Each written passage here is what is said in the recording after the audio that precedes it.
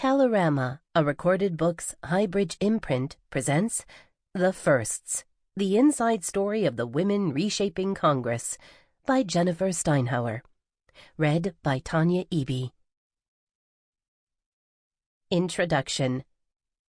The new arrivals. Yeah, we have to fix this shit. Representative Katie Porter, Democrat, California. On most days of the year, tourists stream through the National Statuary Hall, a resplendent room in the center of the U.S. Capitol in Washington, D.C.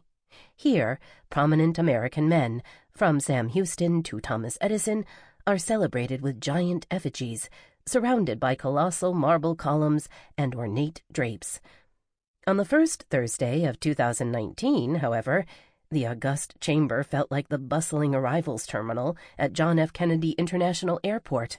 New members of Congress, sworn in just an hour earlier, mingled with their excited families as they waited to have their photos taken in a chaotic mass of ill-formed lines controlled by barking security officers who could not yet recognize a single one of them. The most diverse Congress in history was on full display. Ilhan Omar of Minnesota, her head covered in a festive orange scarf, clutched a string of pale prayer beads in one hand, her son Adnan's hand wrapped in the other. An entire family dressed in traditional Laguna Pueblo garb traipsed through toward the Capitol Rotunda, trying to keep up with Deb Haaland of New Mexico. Abigail Spanberger of Virginia, a former CIA operative, stood with her 3 daughters, who were dressed in identical blue and gold flecked fancy frocks, the same ones the girls wore the night their mother defeated a Republican Tea Party incumbent after a brutal race. Small children in velvet dresses with itchy crinolines, overly large suits, or African print pants clung to parents. Exhausted, at least one curled up on the floor by a statue of Brigham Young. Rashida Tlaib of Michigan, in a cranberry-colored thobe, the native dress of Palestine, pushed a wheelchair carrying her mother, who fretted in Arabic about the jacket she had left back in Tlaib's new office. "It's an office, Mom. Nothing is going to happen to it," Tlaib said. As they made their way through the Capitol, Iowa's senators, Republicans Chuck Grassley and Joni Ernst, swept by. "Who is that?" Tlaib's mother asked. Her daughter, a brand-new representative, shrugged. She had no idea.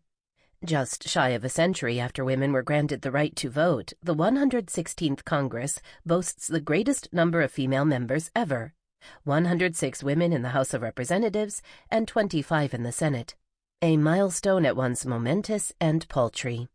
Democrats were buoyant, having retaken the House after 8 years in the minority, picking up 40 new seats, a bit more than 60% of them filled by women.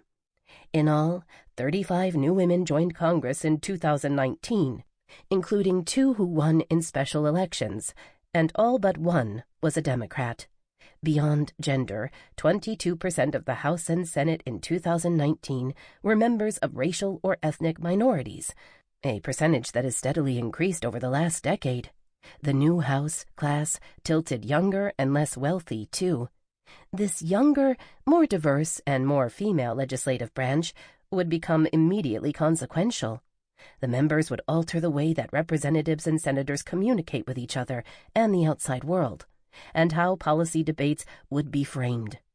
So long a hermitage from the social and economic upheavals in American life, Congress would soon become their fulcrum, with racial, ethnic, class, and generational conflicts a central narrative. Deep divisions over the direction and future of the Democratic Party would surface between the new generation of progressives, eager to push the party to the left, and centrists who thought moderation was the key not only to the party's survival, but also to getting rid of Republican President Donald Trump.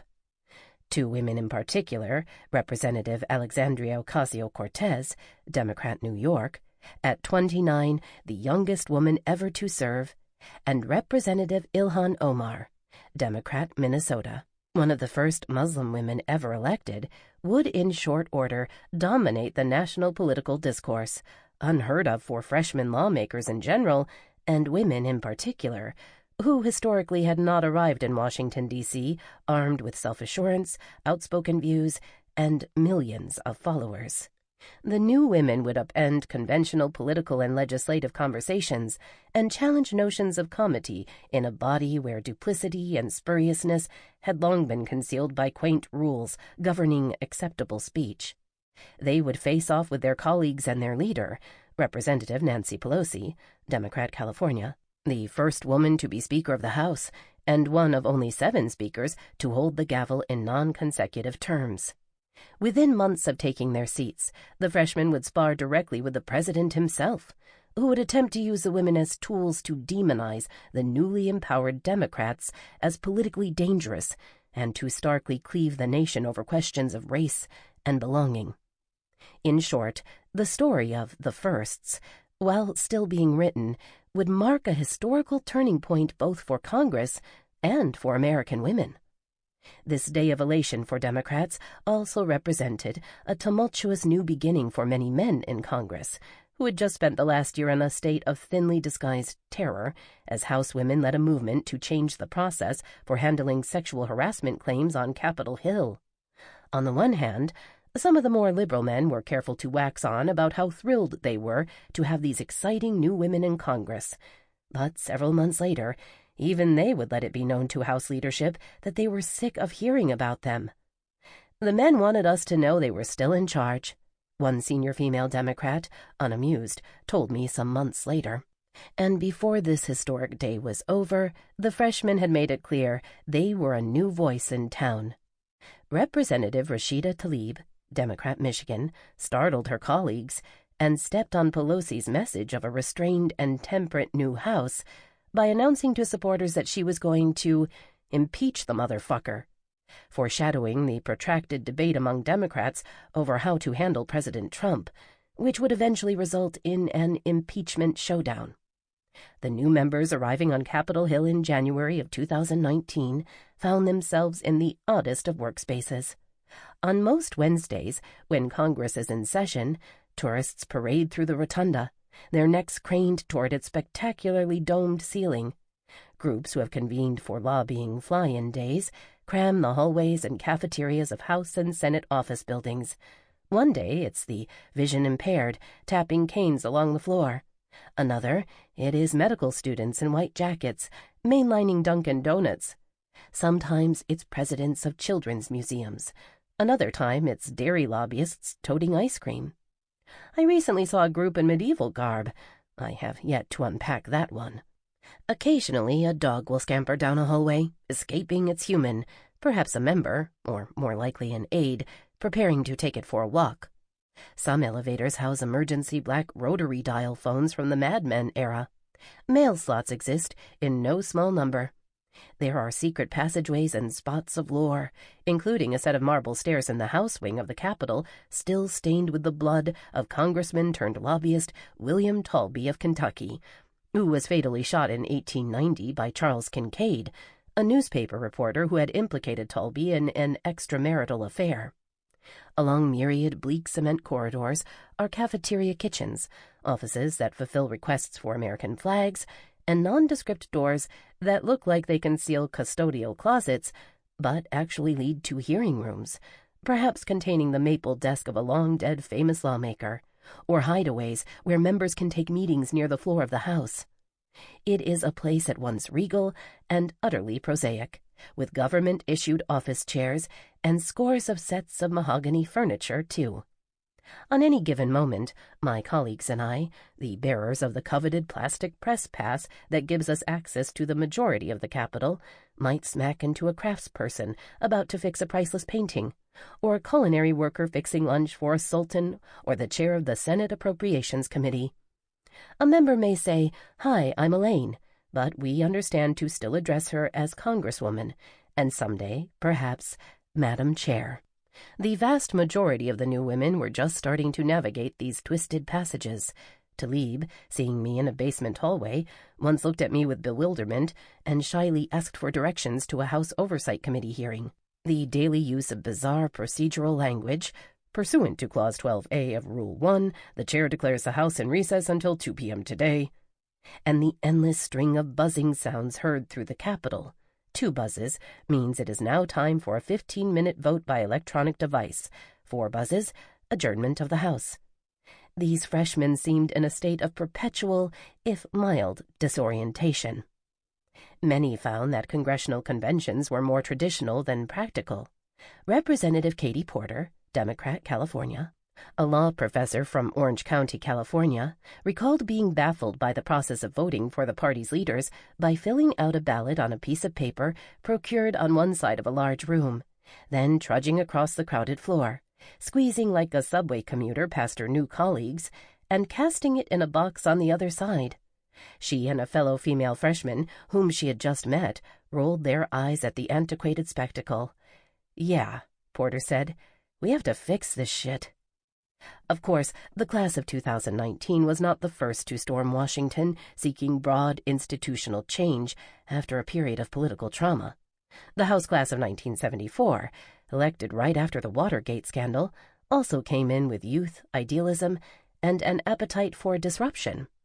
Those 93 freshmen represented a new breed of politician, wrote former senior congressional staff member John A. Lawrence in his book, The Class of 74.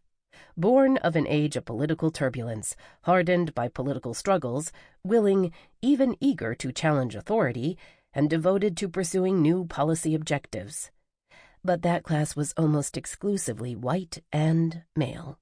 In the 2018 midterms, most of the new Democrats campaigned and won, fueled by the power of an incandescent collective rage that had been ignited by the election of Trump and fanned by the policies of a Republican-controlled Congress that year. In the 2017 report, The Trump Effect, political science scholars Jennifer L. Lawless and Richard L. Fox found that about 1/4 of the female Democrats who became interested in running for office that year started thinking about it only after Trump was elected. "It's hard to overstate Democratic women's dismay with the president," they wrote. When asked whether they'd rather have a colonoscopy or a private lunch with Trump, more than half of female Democrats chose the colonoscopy. But that's not all. More than 1/4 of Democratic women would rather spend a night in jail than at the Trump White House. Republicans' reactions are far less negative, but notice that almost 20% of Republican women said that seeing Trump on the news makes them sick, too. Donald Trump had, after all, sought victory in part through division, and in the 2018 midterms, Americans clapped back. It's not about diversity, it's about the fact that finally we are starting to become more representative. There's a difference. Mae Jemison, the first female African-American astronaut, said at a Martin Luther King Day breakfast in St. Paul, as Omar, once a Somali refugee, looked on. "This representation is not a nicety, it's a necessity." This biggest class of women in history contained all sorts of firsts. The first 2 Muslim women, the 2 first Native American women, the first female members of Congress from their state or district, or the first Black or Latina from their state or district, or the youngest, or a combination of those. They came with disparate resumes: community organizers, Air Force pilots, CIA officers, entrepreneurs, a once homeless National Teacher of the Year award recipient, and state and municipal lawmakers, along with that now famous former bartender known as AOC. So inspiring to young girls across the United States that at the swearing-in, I watched a few Republican members abashedly accompany their kids across the House floor to meet her. Some freshmen brought a millennial perspective and irreverent style. Others were middle-aged, with impressive, even monumental accomplishments from their pre-congressional lives. The oldest freshman, Representative Donna Shalala, Democrat, Florida, had been a cabinet secretary and the president of a university. All of their campaigns were rooted in authentic messages delivered by candidates who, a decade ago, might have tried to hide what they now put on full display. Deb Haaland talked struggles with alcoholism. Representative Angie Craig, Democrat, Minnesota, discussed growing up in a trailer park and did not hide her wife and 4 kids, even in her conservative district. Katie Porter talked openly about having experienced domestic abuse and her fear of losing her children. The women with national security backgrounds volleyed between showcasing their tough sides, an outgrowth of intense military training and wartime deployments, and their roles as Girl Scout troop leaders. At least one senior male Democratic official was overwhelmed by the significance of the moment and the cultural shift in his own political lifetime. As a young aide in the early 1970s, he told me, he was standing in the cloakroom off the House floor, a space where members go to relax, chat, and file bills, when he witnessed an older congressman lying on a couch, relaxing between votes. Representative Pat Schroeder, Democrat, Colorado, then a new congresswoman, walked in. "Are you looking for a seat?" the congressman said, pointing to his wrinkled face. "How about here?" That kind of egregious behavior may largely no longer exist, but its ghosts are plenty close by. In my roughly decade on and off Capitol Hill as a reporter for the New York Times, I have listened as women shared stories of elderly male senators flirting with them, about male members of the Senate who questioned why a female fellow member was using the Senate elevator, and in the case of former Senator Kelly Ayotte, Republican, New Hampshire, about the sergeant-at-arms who asked her to leave her own desk on the first day she entered the Senate chamber because the chamber was for senators only. I heard from one senator that Senator John McCain, Republican, Arizona, hurled so many insults at her, while ignoring her male counterpart who had co-sponsored the legislation that had so infuriated the often crabby senator, that she had to call her mother to regroup. Senator Kirsten Gillibrand, Democrat, New York, recounted in her own book the time she was told not to lose too much weight by a certain senator from Hawaii because he said, "I like my girls chubby." A few weeks into her term, Kirsten Sinema, a freshman Democratic senator from Arizona, decked out in a hot pink dress and metallic spike heels, was stopped by Capitol Police, who asked her if she had any ID. "She's a senator," barked her male aide. Others recounted a story to the press about a male colleague who made a sexual innuendo about 1-minute floor speeches that stunned the colleagues who surrounded her, just 3 months after an orientation session on office sexual harassment liability. Summer camp, middle school, or a new job, everyone needs a posse. It's no different in Congress. Many of the women of the 116th Congress quickly fell into distinct cliques, the most famous of which is the Squad, made up of Alexandria Ocasio-Cortez, Rashida Tlaib, Ilhan Omar, and Ayanna Pressley. And those friendships would soon prove to be their salvation as they made the challenging transition into public life, one many of these trailblazers were not quite ready to bear. This book is their story as I followed them during most of their first year. I watched them on and around the House floor, where they argued about bills, gossiped about their families, and occasionally straightened each other's flyaway hairs or errant lapels in between votes. I sat through long committee hearings, during which they would sometimes land a forceful punch against an administration official or bank executive. I visited with them back home, meeting their kids, listening to their phone calls with constituents, and trailing along for what seemed like endless tours of medical centers. I sat with them in their offices at the end of long days, as the sun slid behind the Washington Monument, and they mulled a policy move or discussed a colleague who had disappointed them. I noticed their forgotten dry-cleaning receipts and lipstick emergencies and tiny tattoos. Congresswomen, they're just like us, along with their frantic staff trying to keep up as they rattled off orders. So maybe not exactly like us. The questions facing these women were not so unlike those faced by Representative Jeanette Rankin, Republican, Montana, the first woman elected to Congress, or Representative Shirley Chisholm, Democrat, New York, the first black woman in Congress, or any other woman who has ever run for Congress to alter the status quo. Would they change Washington? Or would Washington, with its power struggles and Sunday talk shows and $250 a head fundraisers with lemon drop cocktails at Charlie Palmer's, overpriced housing, and petty disputes over who stands where at a press conference, change them? Would the window of good intentions remain open before the realities of American politics shut it for the next election?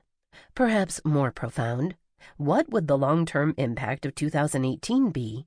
Did the election of a gay Native American woman in Kansas, and a black woman in a nearly all-white suburb of Chicago, and a Hispanic woman in a heavily Republican border region of New Mexico represent a real shift in U.S. politics? Or was this just a short-lived reaction to President Trump? Would issues like health care and pay equity give new coherence and meaning to our body politic, transcending boundaries of race, gender, and sexual identity forever? Or would this group end up as brazen and out for themselves as anyone? Could they shift a culture in which members find no shortage of terrain on which to strut and clash with others, over whose name is at the top of a letter to a cabinet official, who gets credit for saving an airbase or getting a child care bill passed, or who gets called to the White House for a meeting, even for a browbeating?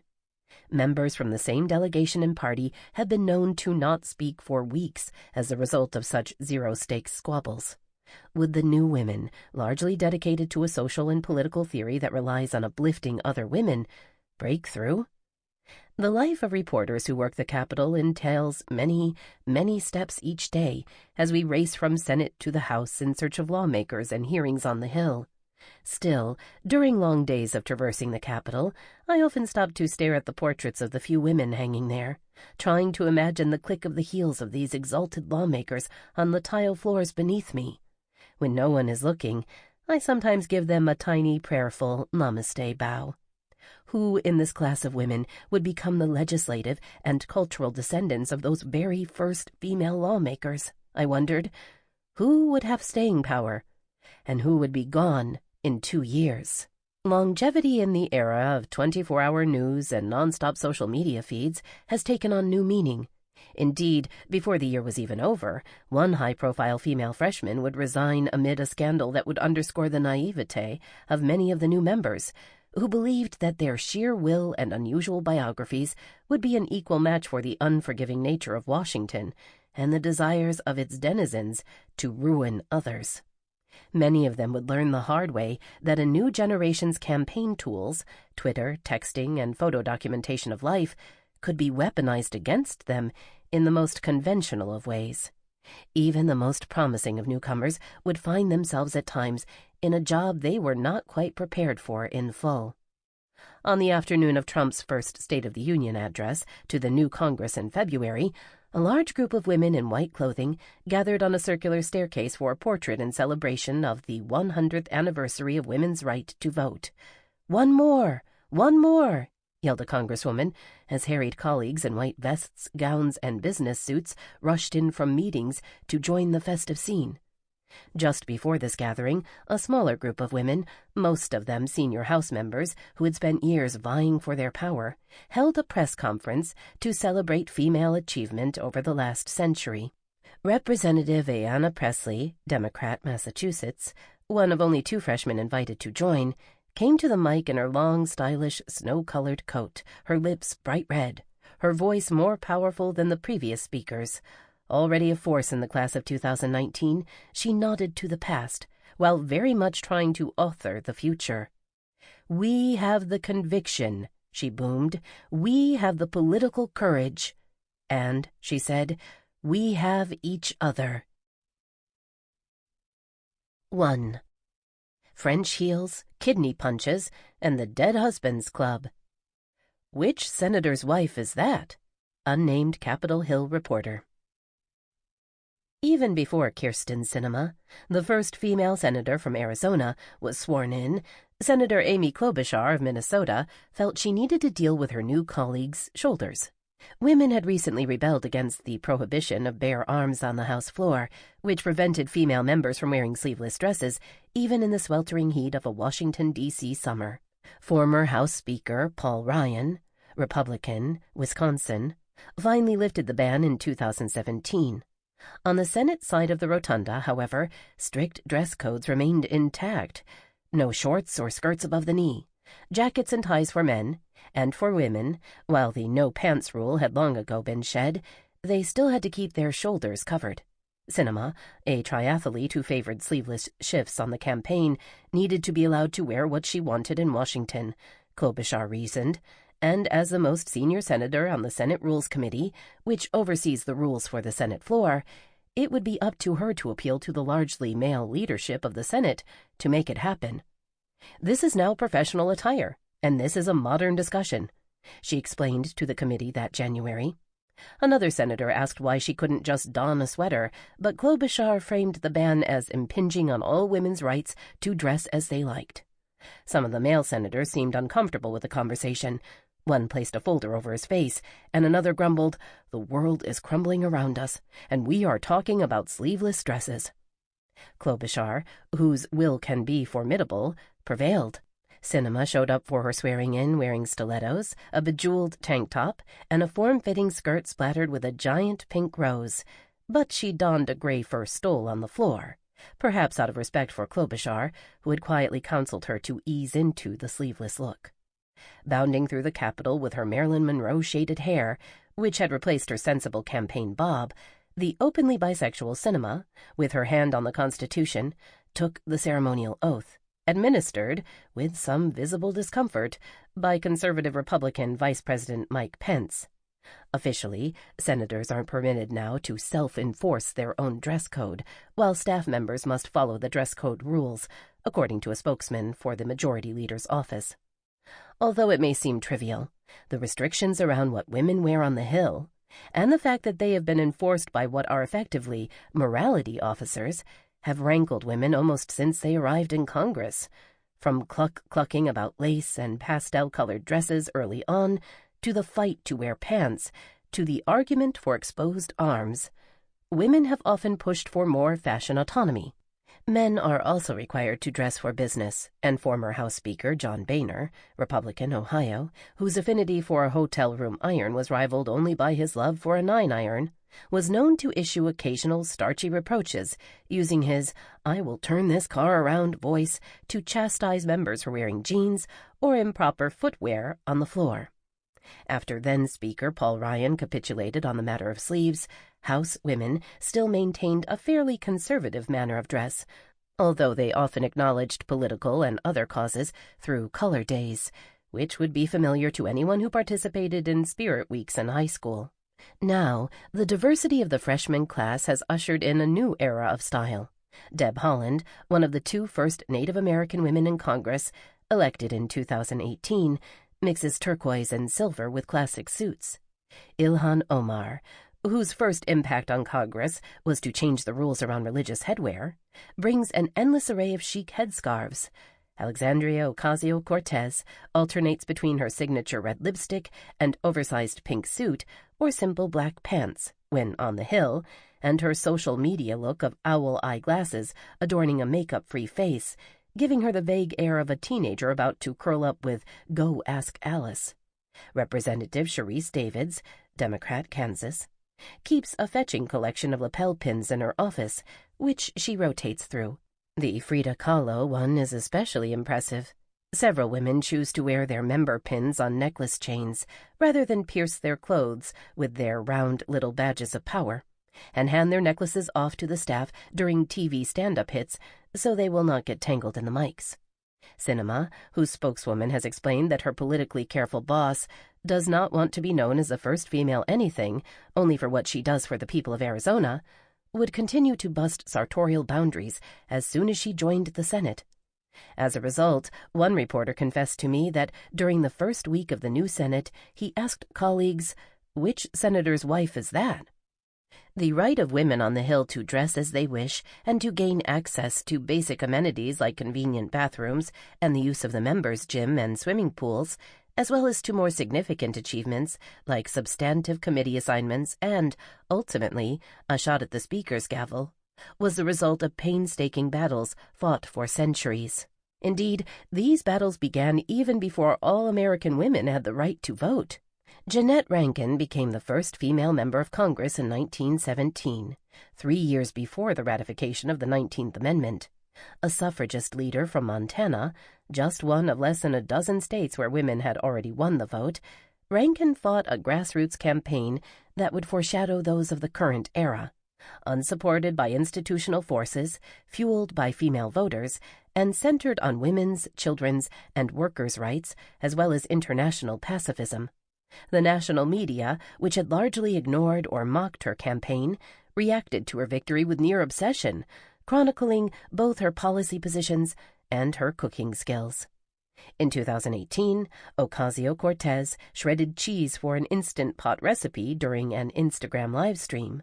A century before, the Baltimore Sun, in the first paragraph of an article detailing Rankin's historic move into Congress, noted that she, aside from achieving a political victory, holds the honor of making...